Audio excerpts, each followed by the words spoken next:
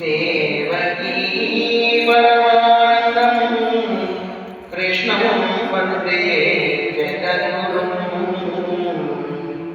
साई कृष्णं वन्दे जगद्गुरुम्। ॐ सदानिवृक्षस्य मूलाधिवासा सुधाश्राविणं दीप्तमन्यप्रियं कल्पवृक्षादिकं साधयन्तं नमामीश्वरं सद्गुरुं साईनाथं नमामीश्वरं सद्गुरुं साईनाथं।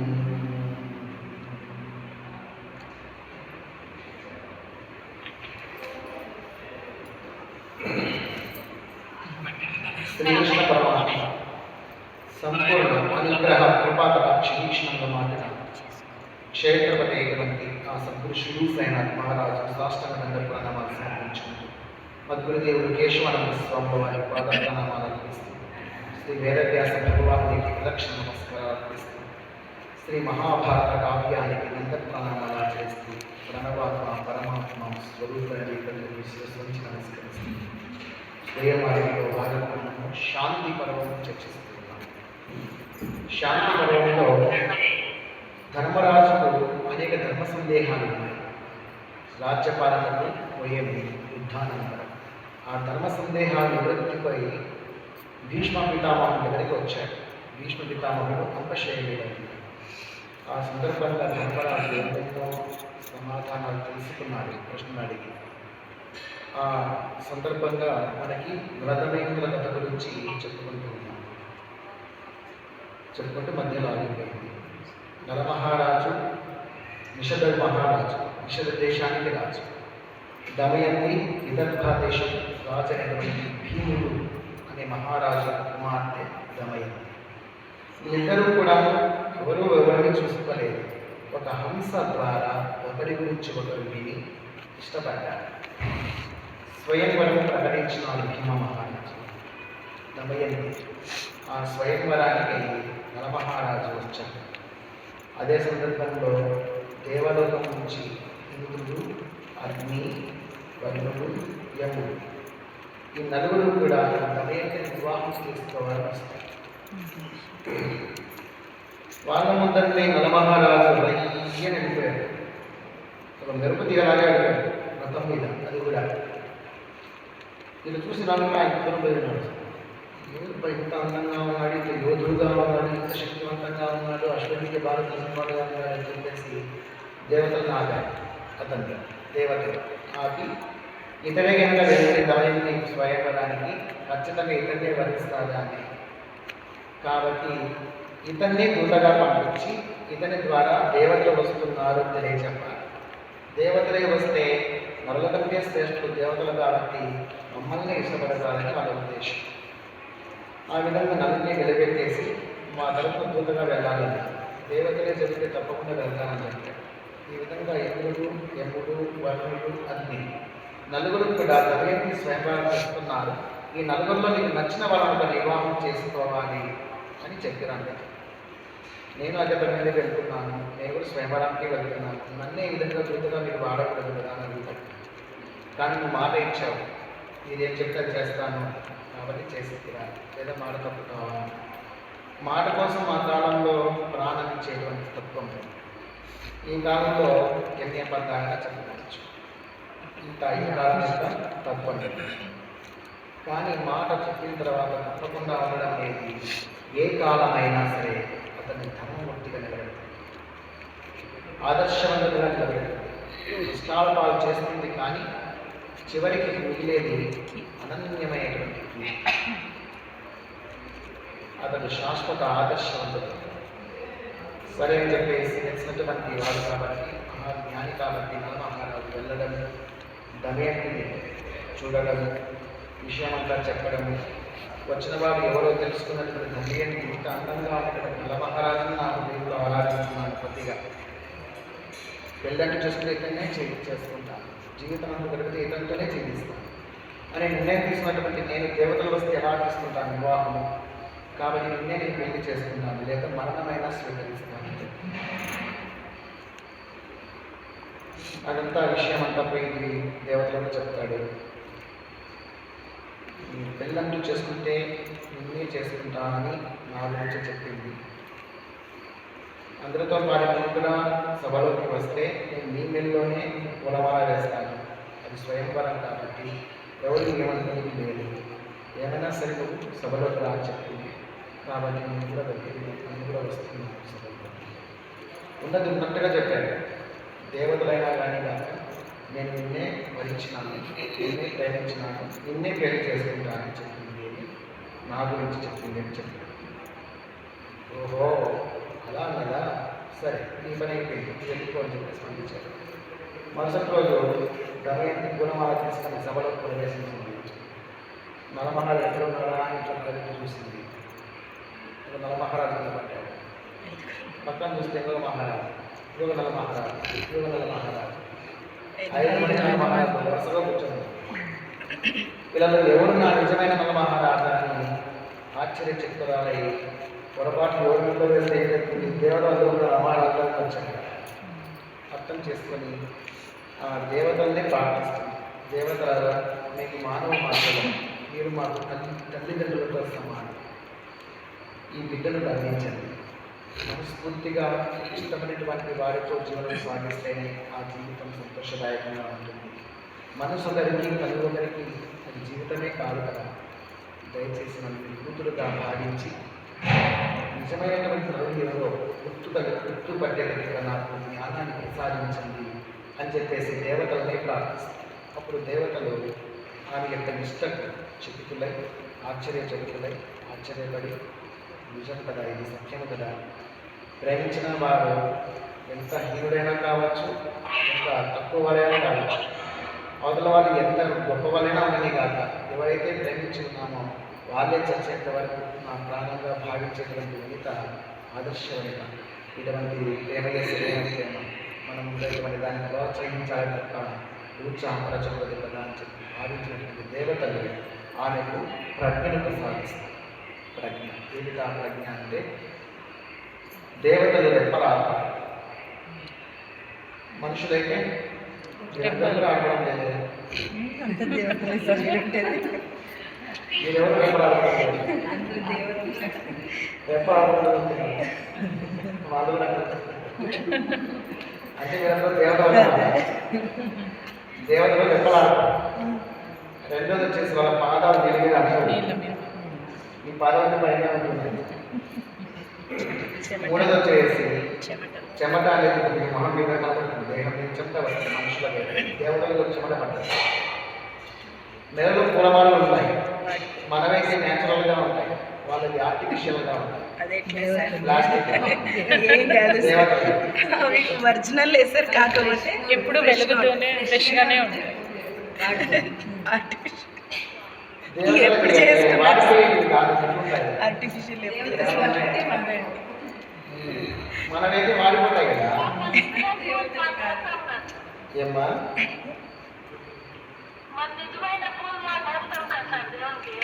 అవి వాడిపోతాయి కదా, కానీ దేవతలు వాడిపో అంటే నేచురల్ కాదు కదా. నేచర్లో వచ్చేది నేచురల్. సరే తల్లి, మీ మాట నేను ఏకీభవిస్తాను. వాళ్ళకి వాడవు దేవతలకి.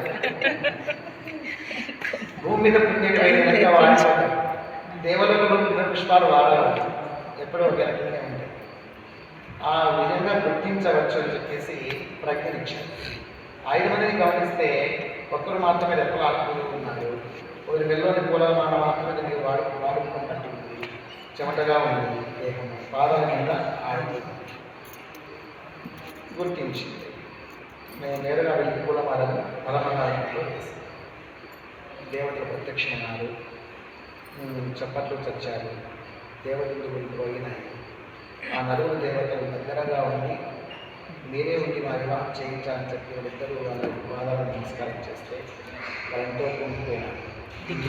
అగ్ని, యముడు, వరుణుడు దిక్పాలకులు సార్, దిక్పాలకులు దిక్పాలకులు. ఇంద్రుడు తూర్పు దిక్కుకు, వరుణుడు యముడు అగ్ని, అగ్నిముడు దిక్పాలకులు. మా నలుగురు కూడా అక్కడే ఉండి వివాహం అయ్యేంత వరకు పూర్తిగా ఉండి వివాహం చేయించి వివాహం అయిన తర్వాత ఒక్కొక్కరు 2 వరాలు నలమహారాజుకు ఇచ్చినాడు. ఇంద్రుడు వరం ఇచ్చినాడు, నేను నీకు ఎప్పుడైనా ప్రసన్నగా ఉంటాను, నీకు ఎప్పుడైనా గొప్ప ప్రత్యక్షం అయినా నీకు పుణ్యగతులు కలుగుతాయి అని చెప్పి ఆశ్రయించాడు. వరుణదేవుడు నువ్వు ఎప్పుడు తలుచుకుంటే అప్పుడు వర్షం జలాలు వస్తాయి, నువ్వు చూస్తే చాలు, తలుచుకుంటే చాలు జలాలు పుట్టుకొస్తాయి, ఉప్పుతాయి. అలాగే నీవు ఒక పుష్పాన్ని ఇలా పట్టుకున్నావంటే నీ చూపు పడగానే అది వాడిపోయిన పువ్వు కూడా వికసిస్తుంది. నువ్వు నలిపిన కొద్దీ అది మరింత పరిమళభరితమై మరింత పెద్దగా పుష్పకాలి వాడి పుష్పాలు కూడా వికసిస్తుంది అని వర్ణించారు. యమధర్మరాజు నీకు పాకశాస్త్రం అద్భుతంగా వర్ణించింది, నువ్వు ఏ వంట చేసినా రుచికొట్టంగా తయారవుతుంది వర్ణించారు. అగ్నిదేవుడు నా యొక్క ప్రభావం మీద పనిచేయదు, నువ్వు ఎప్పుడు తలుచుకుంటే నీకు ఉద్భవిస్తుంది. ఇంకొకటి యముడు ఇంకొకటి ఏది ఇచ్చిన పాకశాస్త్రంలో, పాకశాస్త్రం నీకు మరణం అనేది దుఃఖపూరితంగా ఉంటుంది, అనాయాసం అని ఈ విధంగా వరాన్ని చేసేసి ఆశీర్వదించి ఆయన ఏ వంట చేసినా రుచిభరితంగా. తర్వాత వీళ్ళు కొంతకాలం అక్కడ ఉండి నలమహారాజు తన దేశానికి వచ్చి ఎంతో సంతోషంగా జీవితం సాగిస్తూ ఇక్కడ నుంచి కథ పడుతుంది, సుఖాంతంగా జరుగుతుంది.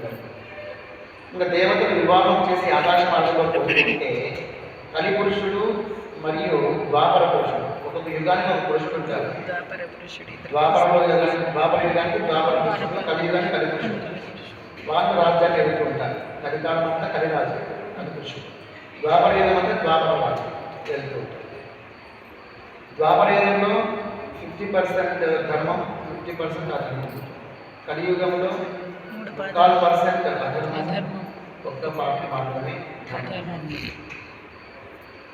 ఈ కలిపురుషులు ఇద్దరు మాట్లాడుకుంటూ వస్తున్నారు. ఏం మాట్లాడుకుంటూ వస్తున్నారంటే భూలోకంలో దమయంతి స్వయంవరముగా దేవతలనే ఇచ్చినటువంటి అంతర్గత నన్ను చూసిందంటే నన్నే ఇష్టపడతారు, నన్నే పెళ్లి చేసుకుంటారు అని చెప్పేసి కలిపురుషుడు ద్వాపర పురుషులతో మాట్లాడుకుంటూ వస్తుంది. దేవతలు ఎదురైనాడు. వీళ్ళిద్దరూ చూశారు. చూసి దేవతలు నమస్కరించినారు. దేవతలు ఆశ్రయించి ఏంటయ్యా ఎవరు వెళ్తారు హుషారుగా ఇంద్రుడు అనగానే ఏం లేదు స్వామి, భూమి మీద దమయంతి స్వయంవరం కదా నేను పెళ్లి చేసుకోవాలనుకుంటున్నాను, మమ్మల్ని చూసిందంటే ఖచ్చితంగా నన్నే వరిస్తుంది అన్నమాట. ఎవరు కలిపురుషుడు. కలిపురుషుడు ఎట్లున్నాడు, నల్లగా ఉంటాడు, చేతిలో కళ్ళు తాగుతూ ఉంటాడు, ఒక చేతిలో పురుషాన్నం పట్టుకొని ఉంటాడు, కామమోహితుడు. కళ్ళు తాగి మాంసం తిని కొంచెం ఎంత కాల్చుకొని చింకు ముట్టి వేసుకొని విషాచనాలు కలి లక్షణాలు అవన్నీ తాగుబోతూ తిరుగుబోతూ కలిపురుష లక్షణాలు అట్లా ఉన్నాడు. నన్ను చూస్తే ఖచ్చితంగా వరిస్తాను అనేటప్పటికి పట్టుకుంటా ఇంద్రుడు నన్ను వెళ్ళిపోతే పెళ్లి చేసుకోవాలి, వెళ్ళిపోతుంది మమ్మల్ని ఇష్టపడలేదయ్యా, లేకపోతే మా వాళ్ళని తిరస్కరించింది ఆ నల్లమహారాజు చాలా అదృష్టవంతుడు అన్నట్టు. నల్లమహారాజు పెళ్లి చేసుకుంటాను, అది ఎట్లా అవుతుంది తగిన వరుస ఆ పుణ్యాత్మరాలు తగిన వరకు నల్లమహారాజు.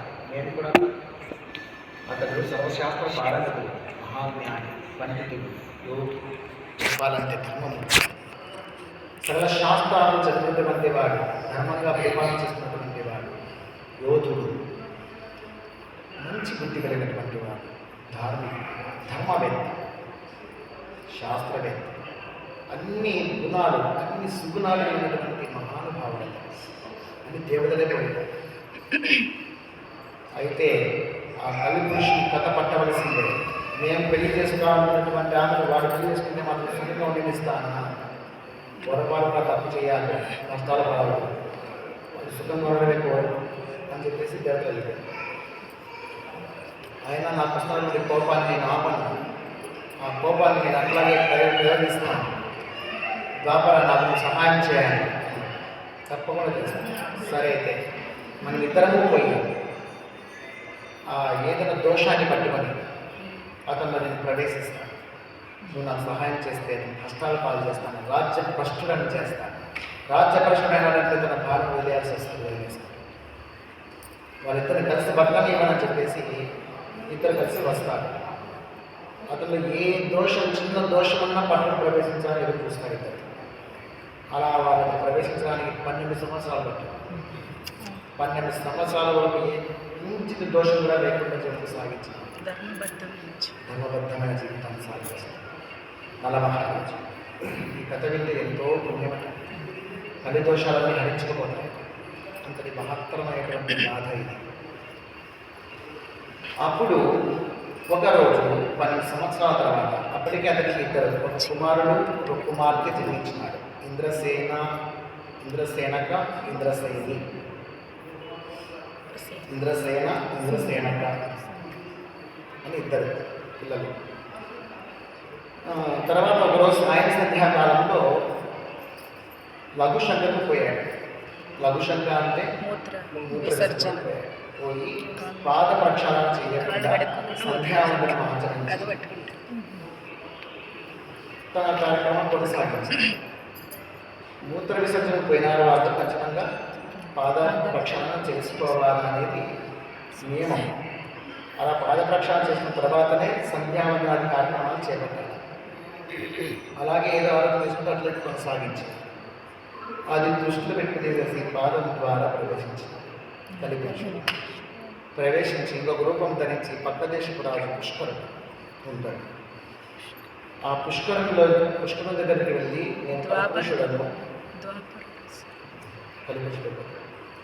పోయి నేను పుష్కర నేను కలిపురుషుడను, నీకు నేను సహాయం చేస్తాను, జూదమాడు, ఆ నలమహారాజు రాజ్యం అంతా నీకు ధారాదత్తం అవుతుంది, ఇదే నీకు మంచి ఏదని, నీకు అనుకూలంగా ఉంది పరిస్థితి అని అనగానే కలిపురుషుని మాటలకు అతను ముద్దులైపోయేసి ఖచ్చితంగా నేను ఆడతానని చెప్పేసి బయలుదేరి పాచికలు తీసుకుని ఆ పాచికల్లోకి ద్వాపర పుష్ప ప్రవేశించింది. ఇద్దరు వచ్చేసి బలవంతాన ఒప్పించి నలమహారాజు చేత జూదమాలు మొదలుపెట్టాడు. ధర్మరాజుకి ఇదంతా చెప్తున్నాడు ఎవరు? బృహదశ్వ మహర్షి.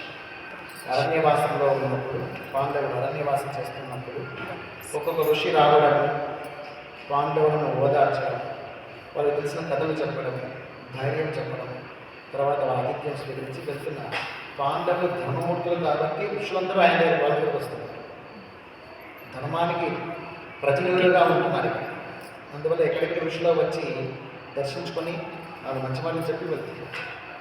అదేవిధంగానే ఒకరోజు బృహదశ్వ మహర్షి కూడా వచ్చాడు.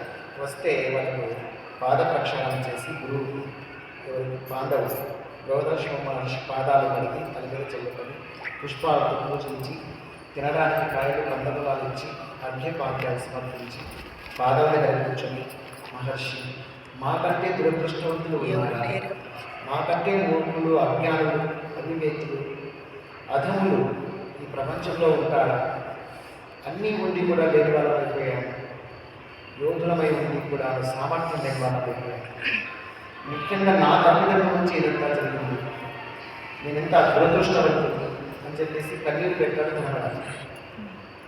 అప్పుడు ఓదార్స్తూ బృహదశ్వ మహర్షి, ఎందుకు బాధపడుతున్నావు ధర్మనందనా, నీవేం చేశావు తప్పు, ఇదంతా విధి విలాసమయ్యా, లేదు స్వామి, జూదమాడుకునే నేను కారణం, నేను జూదమాడుకుంటే ఈ దుస్థితి వచ్చేదే కాదు కదా. నిజమే, నువ్వు చెప్తున్నది నిజమే, జూదం అనేది పరమ పాప కాదు. నీవు ఏ విధంగా అయితే జూదమాడి రాజ్యాన్ని పోగొట్టుకున్నావో, నీలాగనే గతంలో నీకంటే ఎక్కువ కష్టాలు పడ్డవారు ఒకరు ఉన్నారు. నీవన్నా సుఖంగా ఉన్నావయ్యా.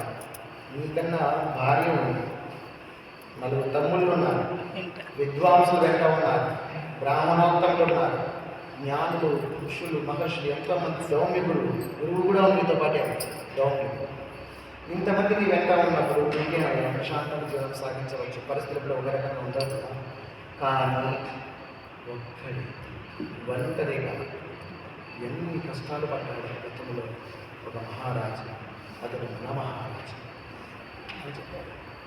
నలమహారాజు అతడ జూదమాడా, నాకంటే ఎక్కువ కష్టాలు పడ్డాడు.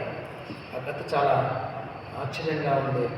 మనం చెప్పండి స్వామి అంటే కథ చెప్పడం మొదలుపెట్టి ఎవరు? బృహదశ్వుడు.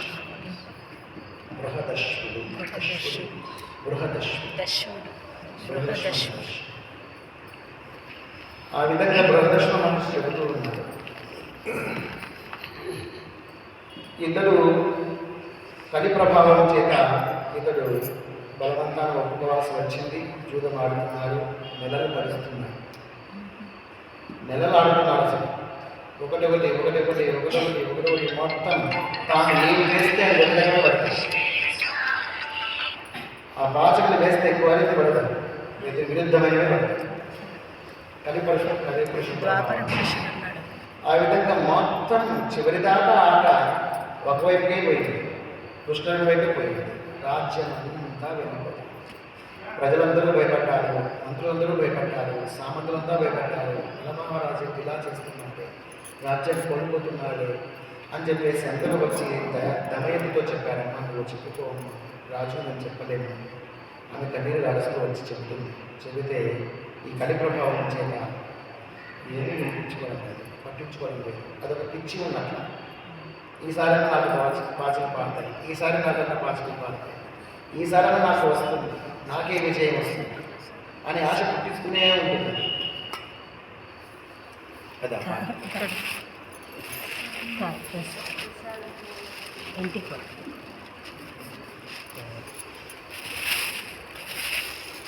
ఆ విధంగా అతను మాయలో పడిపోయి కలి ప్రభావం చేత భార్య చెప్పినా నమ్మలేదు. ఒక విషయం తెలుసుకున్నటువంటి విషయం పరిస్థితి చేయడానికి తెలిసినటువంటి ఆవిడ దమయంతి ఏం చేసింది, తన పిల్లలు వార్ష్ణేయులకి రథసారథి ఉంటాడు.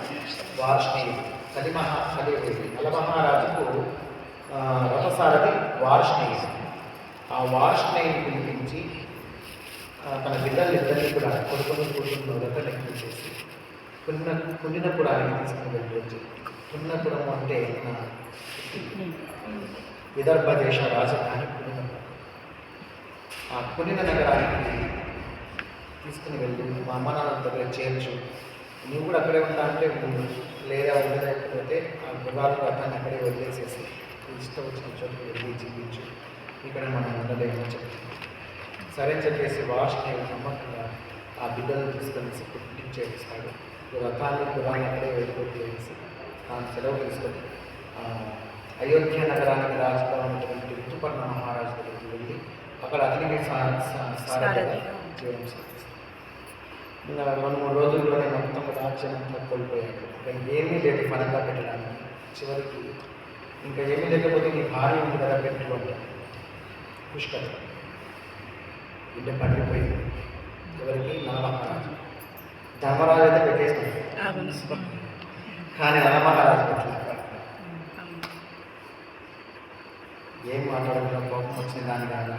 ఆ కోపాన్ని అందించుకొని నా టైం బాగాలేదని చెప్పేసి ఒళ్ళు మీద ఉండేటువంటి బంగారు ఆభరణాలన్నీ కూడా తీసుకొని పెట్టేసి ఏకవస్త్రం నడుముకు కట్టుకొని తన భార్యను వెంట పెట్టుకొని రాజ్య బహిష్కరణ చేస్తాడు. రాజ్యాన్ని వదిలేసి బయటకు చేస్తాడు. ప్రజలందరూ దుఃఖితులు అవుతారు, బాధపడతారు. 3 రోజుల పాటు రాజ్యం బయటనే ఉంటారు. ప్రజలు ఎవరైనా సరే వాళ్ళిద్దరికీ అన్నపానీయాలు అందించినారంటే, ఏ సహకారం అందించినా మరణ శిక్ష విధిస్తానని దండోర వేయించడం పుష్కరం అది ప్రభావించింది. దాంతో ఎవరు సహకరించాలని మనసు ఉన్నా భయపడిపోయి ఎవరు సహకరించారు. 3 రోజుల తర్వాత అరణ్యంలో వెళ్ళిపోతారు. నీళ్ళు తాగి ఆ చుట్టుపక్కల పనులు తింటూ ఉంటారు. మంచి అరణ్యంలో వెళ్ళిపోతారు.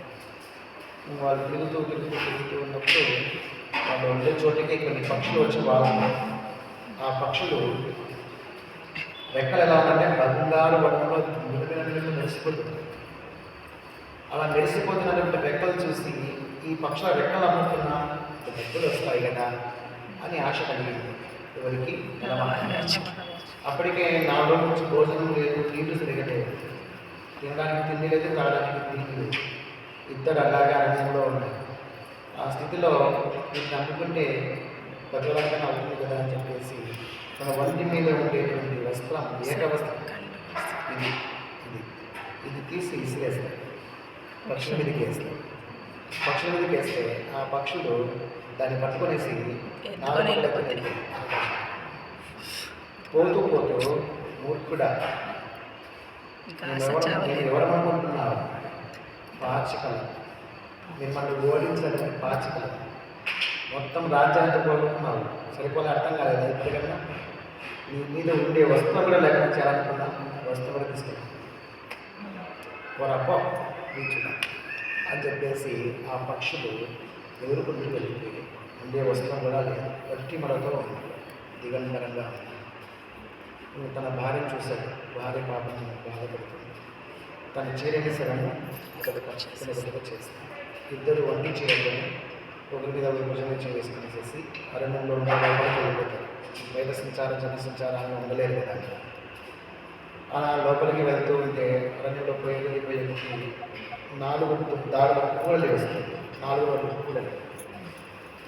ఆ కూడల దగ్గరికి వచ్చిన తర్వాత చెబుతాడు. 2 నిమిషాలు మళ్ళీ 2 నిమిషాలు అనిపిస్తుంది. 4 కూడలు వస్తుంది. ఆ కూడల దగ్గరికి వచ్చిన తర్వాత దమయంతి ఇది వచ్చేసి విశ్వ మహర్షులు ఉండేటువంటి ఆశ్రమాలకు వెళ్తుంది. ఈ దారి వచ్చేసి అగత్య నగరానికి వెళ్తుంది. ఈ దారి వచ్చేసి దక్ష దేశానికి వెళ్తుంది. ఈ దారి వచ్చేసి విదర్భకు వెళ్తుంది అని చెప్తుంది. అని చెప్తుంటే ఆమె చాలా షార్ప్, చాలా తెలివైంది. ఆమె కళ్ళలో నీళ్ళు పెట్టుకుంది.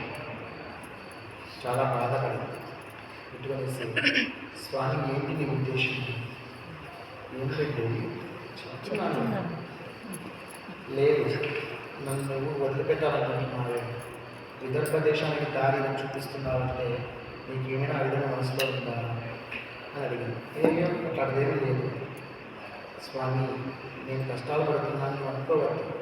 నీవు నా పక్కన ఉంటే నరకం కూడా స్వర్గంగా చేస్తుంది. నాకు నువ్వు ప్రాణం, నువ్వు ఏమి ఇవ్వలేదే, నాకు రాజ్యం పోగొట్టినావే, నాకు ఎన్ని సుఖాలను పోగొట్టినావే నాకు ఎప్పుడు అనిపించట్లేదు. విధి ఆ విధంగా జరిగిపోయింది. నువ్వు నా పక్కన ఉంటే అంతే చాలు. నువ్వు తింటే తింటాను, వస్తుంటే వస్తుంటాను. అంతేకాకుండా ఇప్పుడు నన్ను దూరం చేస్తే నీకే కష్టం. భార్య కష్టాలలో ఔషధంలాగా పనిచేస్తుందంట శాస్త్రాలు చెప్తున్నాయి. వారి కూడా నిర్ణయించింది. కాబట్టి ఇటువంటి కష్టకాలంలో దూరం అయితే నీకు చాలా ఇబ్బంది అవుతుంది. నేనన్నా ఉంటే నీకు ఓదారుస్తాను, నేను నవ్విస్తాను, ఆట పట్టిస్తాను, నీ కష్టం మరిపిస్తాను, నీకు సంతోషంగా కలిగిస్తాను. నన్ను వదిలిపెట్టిపోవాలని ఎప్పుడూ అనుకోవద్దు అని కన్నీరు పెట్టి వచ్చింది. అయ్యో నేను ఎప్పుడూ వదిలిపెట్టాను. నా ఉద్దేశం అంతా అది కానే కాదు, విషయం పరిచయం చేస్తున్నాను అంటే అని చెప్పేసి చూద్దరు అలా కాస్త దూరం లేకుంటే గురించి సత్యం కనబడుతుంది. వాడుబడిన సత్యం అలా ఎలా అంటే చీకటి పడతా ఉంది. సరే అని చెప్పేసి ఆ సత్రంలోకి పోయేసేసి ఆ దుమ్ములోని ఇద్దరు ఆకలి ఉంది, తప్పిక ఉంది. ఇద్దరు పోయేసి అలా నడుము వాడిస్తారు. పడుకోవడం ఆలస్యం లేదు. అమ్మాయి సుకుమారి ఎండ కలిగింది కాదు, బాగా నడిచింది, అలిసిపోయి ఉంది, ఆకలి ఉంది, దాహము ఉంది, ఒళ్ళు నొప్పులు ఉన్నాయి, కాళ్ళ నొప్పులు ఉన్నాయి. పడుకోవడం ఆలస్యంగా హాయిగా దమయంతి నిద్రపోయింది. నలమహారాజు నిద్ర పట్టడం లేదు. ఎవరు పుష్కరుడు కావడము, పాచికలన్నీ అతనికి అనుగుణంగా పడవడము, తన రాజ్యం కోల్పోవడము, తన సంపద అంతా కోల్పోవడము, తన బంధువులు దూరం కావడం, తన మంటలు దూరం కావడం, తన భార్య దూరం కావడం, అంటే సంతోషాలు, తన బిడ్డలు దూరంగా వెళ్ళిపోవడం, ఈ పక్షులు వచ్చి హేళన చేసుకోవడం, ఉండే వస్తువుని లాక్కోవడం, ఇదంతా గుర్తుకొచ్చేసింది. తన భార్య చూశాడు, భార్య దింగులో పడుకున్నది. ఒక రాజుగా ఉండి దేవతను ఇష్టపడి పెళ్లి చేసుకోవడానికి సుఖంగా ఉండేది. నేను చెప్పాను కూడా, దేవతలతో పెళ్లి చేసుకుంటే సంతోషంగా ఉంటాను. వినలేదు. మానవ మాత్రమైన నన్నే పెళ్లి ఇష్టపడి మరి పెళ్లి చేసుకున్నాను. ఇంత కష్టం వచ్చింది. అదే వరుణుడు వాళ్ళందరూ ఇప్పుడు దేవతలు వరాలు స్మరించారు ఇచ్చినారు కదా సార్, వరాలు ఇచ్చారు కదా దేవతలు. పురుషుల ప్రభావం ఉంది కదా, అది కూడా గుర్తుకు రావాలి. మాయా ప్రభావం వాళ్ళని స్మరించిన ఏం చేస్తారు? రాజ్యం ఇస్తారా? అంటే నీళ్ళు దాహమన్నా తీర్చడానికి నీళ్లు. ఈ కలి ప్రభావం చేస్తారు అవి గుర్తుకు రావడం లేదు. అక్కడ అరణ్యంలో కూడా నదులకి పండ్లకి కరువు ఏమి ఉండదు కదా సార్. కానీ వాళ్ళకు కలి ప్రభావం చేతి ఏం జరగని కలి పురుషులు జరగనివ్వడం లేదు. చాలా గట్టిగా పట్టుకున్నాడు. కష్టం అనేది అట్లా వెళ్ళేస్తున్నాడు. ఇక్కడ తన యొక్క లక్ష్యంగా నెరవేర్చుకుంటున్నాడు. ఇతరుని విడదీయాలి. నేను పెళ్లి చేసుకోవాలనుకుంటే తమ్మేంటిని వీడు చేసుకున్నాడు. దూరం చేసుకున్నాను. నన్ను దూరం చేశాడు. నేను దూరం చేస్తే నాకు మనిషి. ఆ విధంగా ఇతనికి ఇదంతా గుర్తుకొచ్చేసి నిద్ర పట్టడం లేదు. నాతో పాటు వెళ్తే ఇంకా కష్టాలు పాలవుతుంది. ఈయనను వదిలిపెట్టి వెళ్తే తన పుట్టింటికన్నా వెళ్తుంది.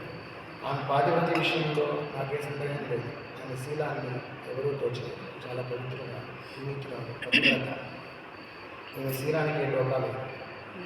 ఇకపోతే కష్టాలు పాలవుతుందా అంటే ఇది కష్టాలు పడవచ్చు, కానీ దేవతలంతా ఉన్నారు, వాళ్ళు కాపాడుతారు. ఆమె పాతివ్రత్యము, ఆమె ధర్మము ఆమెను కాపాడదు.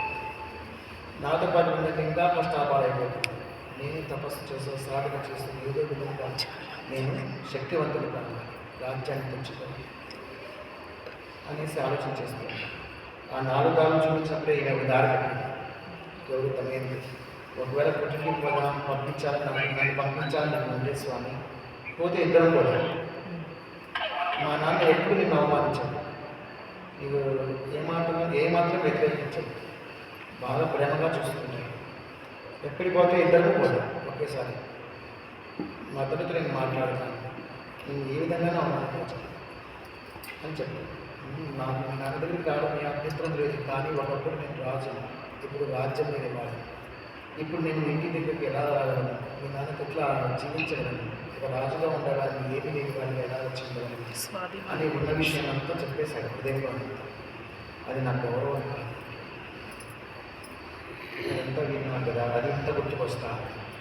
కాబట్టి నేను దారి చూపించాను. ఏదో విధంగా పుట్టికన్నా వెళ్తున్నాను. ఆడికన్నా పోతే పిల్లలతో సంతోషంగా ఉంటుంది. కొంతకాలం నేను తపస్సు చేసి నా కష్టాలను పోగొట్టి వెళ్ళాలి, నా భార్యను పొందుతాను అని చెప్పేసి ఇంటికి వరుణుడికి దేవతలకు నమస్కారం చేసుకుని వదిలిపెట్టిపోవాలని నేను తీసుకున్నాను. వస్త్రం లేదు తనకు. తన భార్య యొక్క వస్త్రాన్ని చుట్టుకొని ఉన్నాడు. సగం వస్త్రం చుట్టుకొని ఉన్నాడు. కొద్దిగా వస్త్రం దోసుకొని తీసుకుని పోవాలి. ఏ వస్త్రం లేకుండా పోలేదు కదా.